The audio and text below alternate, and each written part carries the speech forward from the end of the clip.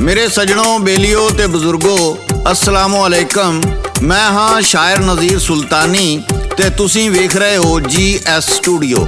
मेरे सजनों, GS studio अज तुहाडे वास्ते दास्तान जिहड़ी लैके आया है ओहदा नां है फकीर दा रब। इस दास्तान दी फरमाइश कीती है पिंड रसूलपुर जट्टां तो अजमल हुसैन, असगर अली जाफरी, बाबा मुहम्मद असलम रहमानी ते बाबा मजीद ने। फैसलाबाद तो सजाद असलम, मांगटा वाला तो मास्टर मोहम्मद शफीक, पिंड कांग तो राणा इदनान, गुजरांवाला तो अली रज़ा, मियाँ चन्नू तो अदनान अली सुल्तानी, सियालकोट तो आदल फिदा, कैनेडा तो बिल्लू शाह, फैसलाबाद तो मोहम्मद रियाज रहमानी, अमान सलाले तो चौधरी मोहम्मद शरीफ, चढ़दे पंजाब तो बिट्टू लहरी। असी शुक्रगुजार हाँ अपने इन्हां सुनन वालियां दे। ते हुण आउने असीं अपनी अज दी दास्तान वल्ले। एक अंग्रेज़ सैरो तफरीह या खोज वास्ते निकलिया। अंग्रेज़ अक्सर ईसाई मजहब नाल ताल्लुक रखते ने ते अक्सर ईसा नूं खुदावंद या खुदा दा पुत्र मानते ने, जदों कि मुसलमानां दा अकीदा है भई खुदा इक्को ही है, वाहद है, ला शरीक है, ना कोई ओदी धी है, ना पुत्र है, ना भाई है ते ना ही कोई ओदा बराबरी करने वाला है।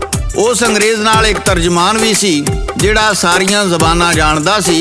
जदों वो अंग्रेज़ एक मस्जिद दे सामने लंघिया, उन्हें सोचा मस्जिद दे अंदर जाके मुसलमानां दी इबादतगाह वेखनी चाहिदी है। उस मस्जिद दे सामने एक फकीर बैठा सी जिहड़ा सदा ला रहा सी, अल्लाह दे नां ते 10 रुपये दे दिओ, ये फकीर तुहाडे वास्ते दुआ करेगा। ते फिर की होया, ये तुहानू गा के सुना रहे ने लोक दास्ताना दे बादशाह सादक पट्टी बागमोड़ वाले। रिकॉर्ड करते ने लाला जी ते लिखते ने शायर नज़ीर सुल्तानी।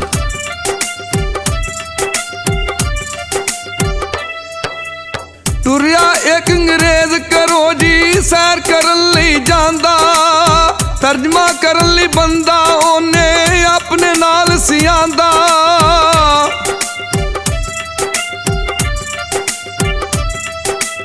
लंघिया एक नगरी बिचों मस्जिद नजरी आई, लगी ओनू चंगी मस्जिद छाती ओने पाई।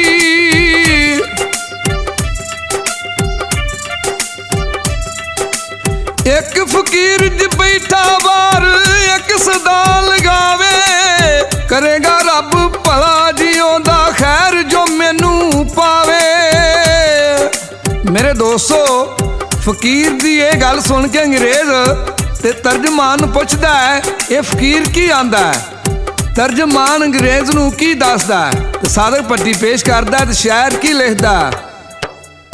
तर्जमान नू पुछन लगा ए फकीर की कहंदा, ए की मंगदा इथों आके कोल मसीत दे पैंदा।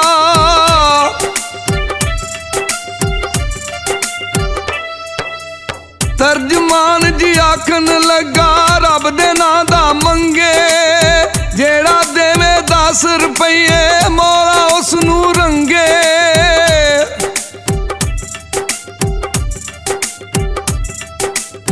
कहंदा रब ने कित्थों देना दे इनू $10, नाले उस हलाया ओनू फड़ फकीर दा कालर।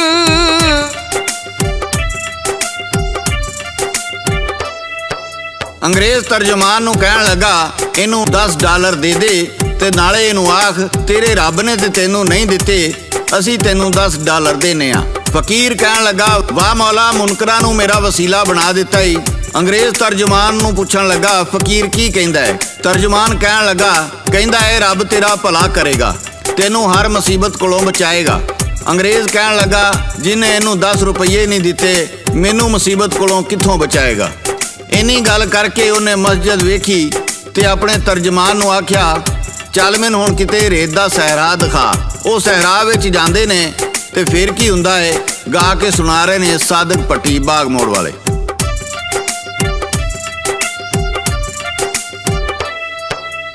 दोवें टुर पे सहरा बल्ले बिच सहरा दे आए, आके उन्हां सहरा अंदर अपने खैमे लाए।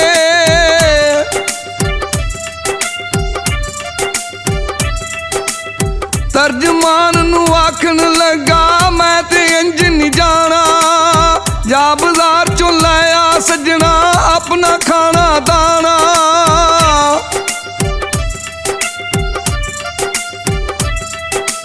ਖੂਬ ਨਜ਼ਾਰੇ ਕਰਦੇ ਉੱਥੇ ਲੰਘੇ ਦਿਨ ਜੀ ਚਾਰ, ਖਾਣ ਪੀਣ ਮੰਗਵਾਇਆ ਉਹਨੇ ਕੱਲਿਆ ਵੱਲ ਬਾਜ਼ਾਰ।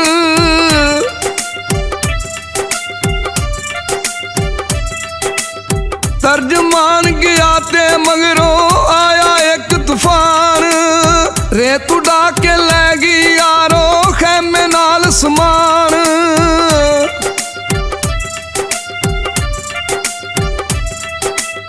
ਹਰ ਬੰਨੇ ਹਨੇਰਾ ਹੋਇਆ ਨਜ਼ਰੀ ਕੁਝ ਨਾ ਆਵੇ, ਡਿੱਗਦਾ ਫਿਰਦਾ ਅੰਗਰੇਜ਼ ਜੀ ਉੱਥੇ ਹੁਣ ਕਿੱਧਰ ਨੂੰ ਜਾਵੇ।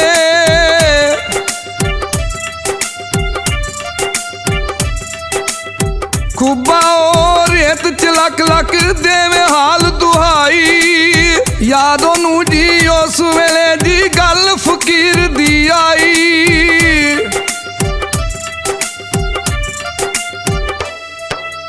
ਜਦੋਂ ਅੰਗਰੇਜ਼ ਨੂੰ ਤੂਫਾਨ ਨੇ ਘੇਰ ਲਿਆ ਤੇ ਤੂਫਾਨ ਨੇ ਉਹਨੂੰ ਕਿਤੇ ਦਾ ਕਿਤੇ ਲਿਜਾ ਸੁੱਟਿਆ।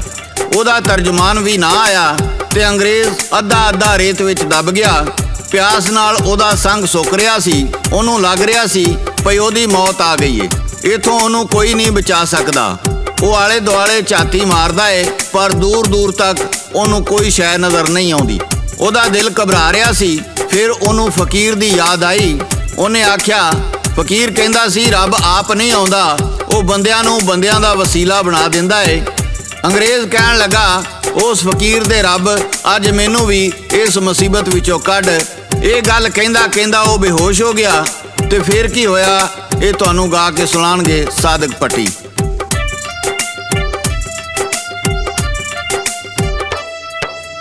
ਰੱਬ ਤੋਂ ਮਦਦ ਮੰਗਦਾ ਮੰਗਦਾ ਹੋਇਆ ਯਾਰ ਬੇਹੋਸ਼, ਪਤਾ ਨਹੀਂ ਕਿੰਨੇ ਚਿਰ ਤੋਂ ਬਾਅਦ ਜੀ ਆਈ ਉਹਨੂੰ ਹੋਸ਼।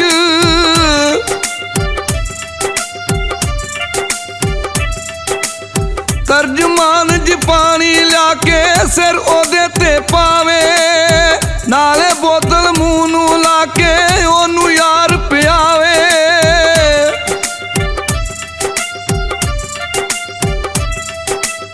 ਖੁੱਲੀਆਂ ਅੱਖੀਆਂ ਵੇਖਣ ਲੱਗਾ ਮੈਂ ਤੇ ਜ਼ਿੰਦਾ ਯਾਰ, ਉਸ ਫਕੀਰ ਦੇ ਰੱਬ ਨੇ ਮੇਰਾ ਬੇੜਾ ਲਾਇਆ ਏ ਪਾਰ।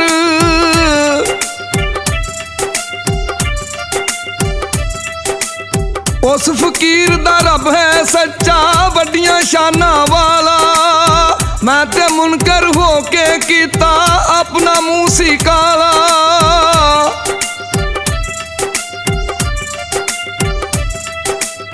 ਆਖਣ ਲੱਗਾ ਲੈ ਚੱਲ ਉੱਥੇ ਮੈਂ ਮਸੀਤੇ ਜਾਣਾ, ਪਹਿਲਾਂ ਕਲਮਾ ਪੜ੍ਹਸਾਂ ਮੈਂ ਤਾਂ ਫਿਰ ਖਾਵਾਂਗਾ ਖਾਣਾ।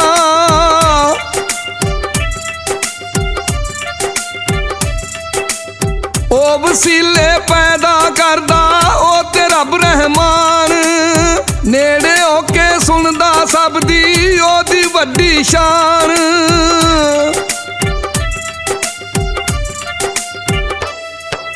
ਮੇਰੇ ਸੱਜਣੋ, ਬੇਲੀਓ ਤੇ ਬਜ਼ੁਰਗੋ, ਇਹ ਸੀ ਫਕੀਰ ਦੇ ਰੱਬ ਦੀ ਕਹਾਣੀ। ਬੇਸ਼ੱਕ ਉਹ ਸਭ ਦਾ ਰੱਬ ਏ, ਭਾਵੇਂ ਕੋਈ ਉਹਨੂੰ ਮੰਨੇ ਜਾਂ ਨਾ ਮੰਨੇ। ਸਭ ਦੀ ਜ਼ਿੰਦਗੀ, ਮੌਤ, ਰਿਜ਼ਕ, ਇੱਜ਼ਤ, ਜ਼ਿਲਤ, ਸ਼ੋਹਰਤ ਉਹਦੇ ਹੱਥ ਵਿੱਚ ਏ। ਉਹ ਜਿਹਨੂੰ ਚਾਹੇ ਬਾਦਸ਼ਾਹੀ ਦੇ ਦੇਵੇ, ਜਿਹਨੂੰ ਚਾਹੇ ਬਾਦਸ਼ਾਹੀ ਤੋਂ ਲਾ ਕੇ ਥੱਲੇ ਮਾਰੇ। ਪਰ ਜਿਹੜਾ ਸੱਚੇ ਦਿਲ ਨਾਲ ਉਹਦੇ ਤੇ ਭਰੋਸਾ ਕਰੇ, ਤਕਵਾ ਰੱਖੇ, ਉਹ ਆਪਣੇ ਬੰਦੇ ਨੂੰ ਇਕੱਲਾ ਨਹੀਂ ਛੱਡਦਾ। ਪਰ ਜਦੋਂ ਅਸੀਂ ਉਹਦੇ ਤੇ ਭਰੋਸਾ ਨਹੀਂ ਕਰਦੇ, ਕਿਸੇ ਹੋਰਾਂ ਦੇ ਮਗਰ ਭੱਜਨੇ ਆ, ਤੇ ਫਿਰ ਉਹ ਵੀ ਕਹਿੰਦਾ ਹੈ ਬੰਦਿਆ ਭੱਜ ਕੇ ਵੇਖ ਲੈ। ਮੇਰੇ ਸੱਜਣੋ, ਬੇਲੀਓ, ਸਾਨੂੰ ਆਪਣੇ ਸੋਹਣੇ ਰੱਬ ਤੇ ਤਕਵਾ ਰੱਖਣਾ ਚਾਹੀਦਾ ਹੈ। ਉਹ ਸਾਰਿਆਂ ਦਾ ਮੁਸ਼ਕਿਲ ਕੁਸ਼ਾ ਏ। ਇਹ ਸੀ ਸਾਡੀ ਅੱਜ ਦੀ ਕਹਾਣੀ। ਤੁਹਾਨੂੰ ਕਿਵੇਂ ਦੀ ਲੱਗੀ ਆਪਣੇ ਕਮੈਂਟਸ ਵਿੱਚ ਜ਼ਰੂਰ ਦੱਸਣਾ। ਇਹਦੇ ਨਾਲ ਹੀ GS ਸਟੂਡੀਓ ਵੱਲੋਂ ਸ਼ਾਇਰ ਨਜ਼ੀਰ ਸੁਲਤਾਨੀ, ਰਿਕਾਰਡਿਸਟ ਲਾਲਾ ਜੀ ਤੇ ਲੋਕ ਦਾਸਤਾਨਾਂ ਦੇ ਬਾਦਸ਼ਾਹ ਸਾਦਕ ਪੱਟੀ ਬਾਗ ਮੋੜ ਵਾਲੇ ਨੂੰ ਇਜਾਜ਼ਤ ਦਿਓ। ਅਸੀਂ ਫੇਰ ਕਿਸੇ ਨਵੀਂ ਦਾਸਤਾਨ ਨਾਲ ਬਹੁਤ ਜਲਦ ਦੁਬਾਰਾ ਹਾਜ਼ਰ ਹੋਵਾਂਗੇ। ਉਦੋਂ ਤੱਕ ਅੱਲਾ ਹਾਫਿਜ਼, ਅੱਲਾ ਹਾਫਿਜ਼, ਅੱਲਾ ਹਾਫਿਜ਼।